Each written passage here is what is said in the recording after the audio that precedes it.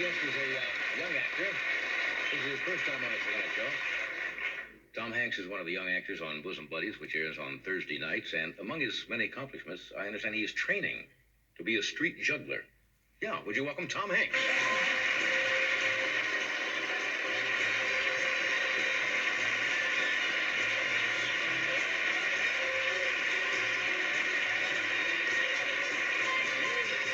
A real switch. I've heard about people working on the streets, as mimes, a street juggler, and then get into something else. Yeah. You're going the other way? Well, the reason is because I got hip to the fact long ago that I can't do anything else. I have no extraneous talents or interests that are gonna pay the rent in times of trouble. And I thought, Peter Scolari, who was the other person, but yeah, he's a cutie.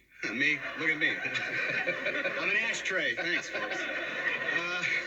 Peter is a juggler of immense talent, and he could go off and make money at it tomorrow. And I figured, now, times are hard. Yeah. Who knows what's coming up? It could be major Holocaust. Show business could be. In which case, there's not going to be any television or movies. That's true. And there's going to be no theaters left anywhere. So I figured, what am I going to do to get food on the table? Well, juggling's the answer. You juggle. Okay, imagine this, the rubble of Burbank, right? Nothing is left, just a couple of people wandering around collecting, old cans of peaches. And I thought, I'll juggle for these folks, and they will throw, like, chicken stuff and, whatever remnants of food is left down in front of me. I'll take it home, and we'll eat peaches. It's good thinking. Well, I'm a survivalist, If everybody does that, Tom, you see, the problem is everybody would be juggling, and I just blew it. Yeah, nothing left. Okay, I'll go on to Scrabble or something. Is that what? I thought these were for actually, tea or something, and somebody said you actually do juggle. I did a play back at Chabot College in Hayward, in which I juggled teacups. Great stage business. And I just want, folks, White House China. This is it. That's right. The White House China. Now, are you pretty good at it? I've never seen No, I'm not good at it. I can juggle clubs. But let me just try this real fast. We'll bust up some of NBC's property. All right. Put him even farther in the hole, okay? Fine. Here we go. And look at this, huh? Whoa, look at that. Did you see that? Thank you. No food. Thank you. Not bad. Thank you. Folks, I can juggle cans of peaches, too. So anybody cans of peaches? Can you do that with tea in them? You see, there's always this tough audience. Coffee?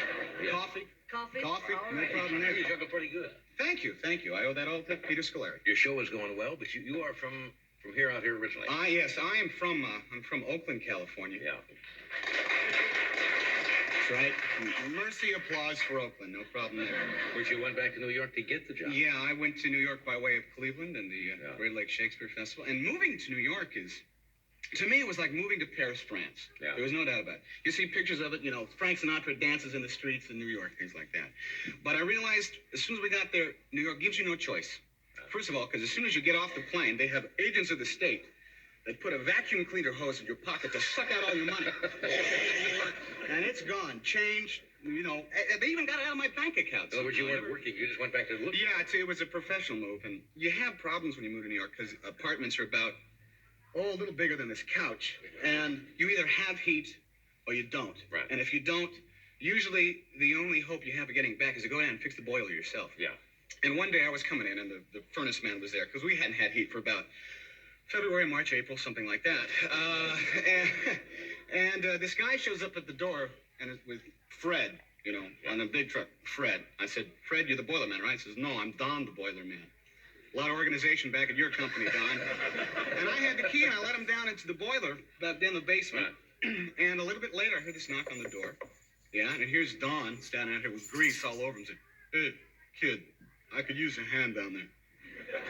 And I'm dressed much like this. So I took off the coat, took off the tie, go downstairs. And the only thing worse than New York apartments are the basements of New York apartments. We went down there. They had a cat down there to chase away the rat. This poor thing was missing an ear. Hollow blood. I had visions of these gangs of rats were beating him up. Hey, give us that food.